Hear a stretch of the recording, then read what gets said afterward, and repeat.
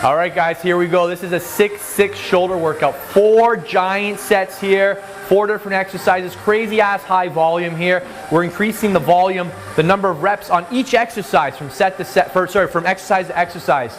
Absolutely crazy, crazy workout. These guys are working hard today, so these guys are gonna get some really rewarding gains after this one. I want the movement coming from the shoulder. So first off, start here. So now if I were to leave you here, you'd eventually have to stop because you're being pulled out. Push against my hands. There you go. Now see how your shoulders are engaged? Yeah. And then when you come down, I want you to maintain this angle. So it's not 90 degrees ever. It's always outside of 90 degrees. You got another inch at the top. To my hands. Keep going, keep going, keep going, keep going, keep going, keep going. Right there. That's your end point. Go to my hands. There you go. Start finish positions right here. You're not thinking about moving the thing in your hand, you're thinking about initiating with the working muscle. So I want you to initiate, push against my hands, and reach for opposite walls. There you go. I want you to think about initiating from here. Little tip for the personal trainers at home, you should be able to coach your clients from a distance. And the key to that is knowing what to tell them so that they can take the assisters out of it and isolate better on what they're actually trying to get out of the workout. Non-stop, non-stop, non-stop. 3 more. 3, 2, let's go, 1 more. Good. Again, I'd rather have you really, really feel it and go with a lighter weight. You're gonna make your elbow a slave to your shoulder.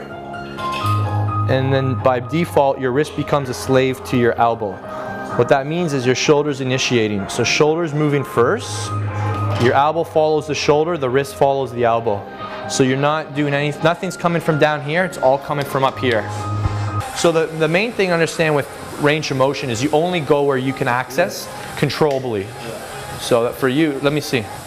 Yeah, and go back up. Yeah, so that's perfect. So you can add load because you can control that. I wouldn't put you anywhere else. That's perfect. Okay, shorten this up. Shorten. Yeah, now go. Feel the difference? Shorten that. Keep that short. Keep that short. Now extend your shoulders.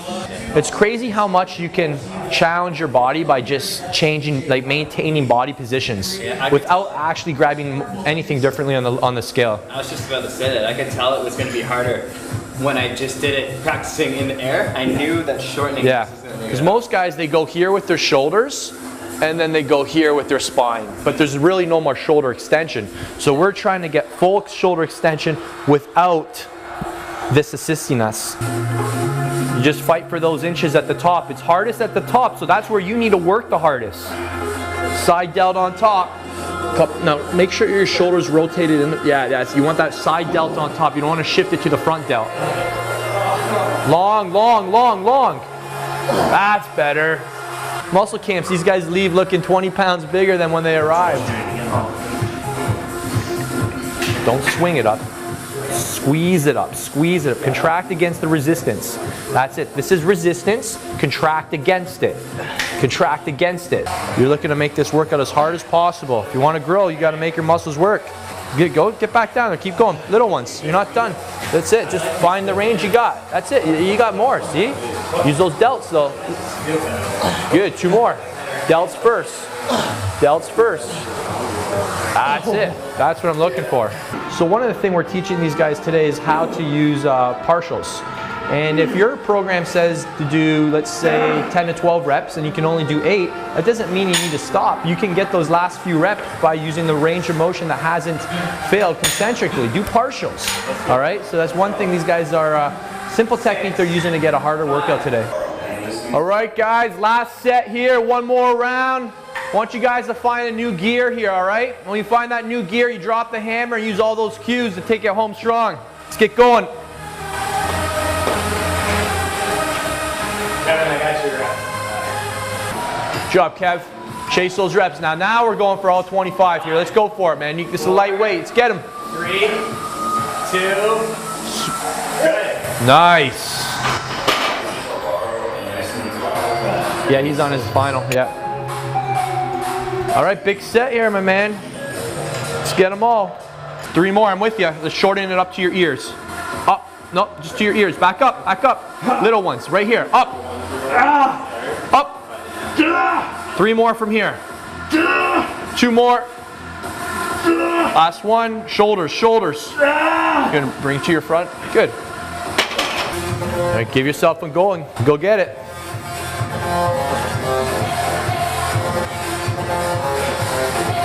It's finally starting to smell like sweat in here, boys. Like a change. It only took 4 rounds.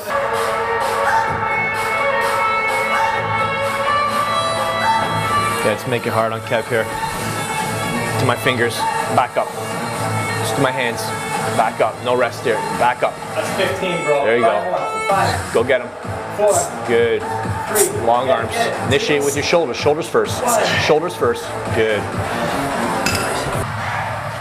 Big set here.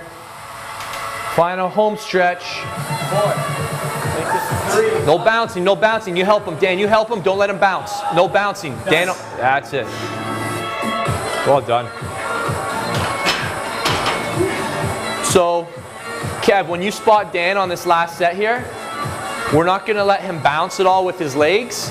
He's just going to shorten up his range, and you just let him keep working. All right, so we keep it all on the delts. You got that? All right.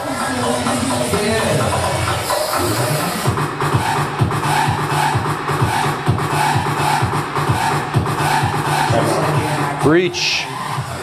Give me another inch at the top. That's better.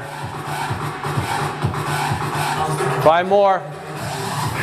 Great core strength. It's making this look so easy. Well done. All right, let's bring her in. Let's go through 10 things you guys learned from that high volume shoulder workout. Initiate with your shoulders. Number 1. Supporting muscles. Number 2. Like near the end of the set, once you feel like you need to, once you start like shortening that range of motion, so as opposed to doing like a full range, start shortening because you can't do the full range at that point. Just doing that at the end, you really start feeling it even more. Good. 3. The importance of partial reps. So if you think you can't do the full movement, just keep it short and just rep it out all the way. Yeah, so saying the same thing he just said. That's okay. That's good. That's worth saying twice. 4. Just a slight change in posture on things. Like it would work for any seated press, but tucking your abs in and allowing your thoracic spine to not extend and help you with the movement really eliminates your thoracic spine helping you out, but also your pecs, because as you lean back more, your pecs will help out in the shoulder press. Nice. So the cue to shorten the trunk really helps you isolate the delts, which is what you're supposed to be doing anyways in shoulders. Exactly. For the presses, make sure you're not balancing the weight up. Use your shoulders the whole time. Right. Right. There is an exercise called the push press, but that's not what we are doing today. Yeah, good one. 6. For the Y press, I had my arms in a bit, just keep them out a bit wider. Yes. So you have force on your shoulders. For all delt raises, if you're doing for either front or side delts, don't stop at the bottom because the resistance is just going through your joints at that point. Stop halfway through, there's always tension on the muscle that you're trying to train. Range of motion, so some people will do it differently on presses. Right. Their optimal range of motion, you said? Right, yeah. Everyone has an available range of motion and you never violate it. You always respect it. Good. 9? You don't have to go too heavy if you're worried, if you're focusing on your shoulders. If you're squeezing it, yeah. I think I was saying squeeze it, don't swing it. Tempo, like not losing concentration on your tempo as well. Right. So it's like, for example, you've got it down and you start pausing, you're making it worse for yourself, so keep going. Yeah. Don't lose that tempo. Good. All right, guys. Let's get some post-workout in and do some Q&A, and then we'll get geared up for a big arm workout. All right, so what we got now, 1 depth set. So a depth set is basically another term for an intensity technique, a really like crazy-ass intensity technique we use to put you in the hurt box. That's it. 21. It's all in your head, man.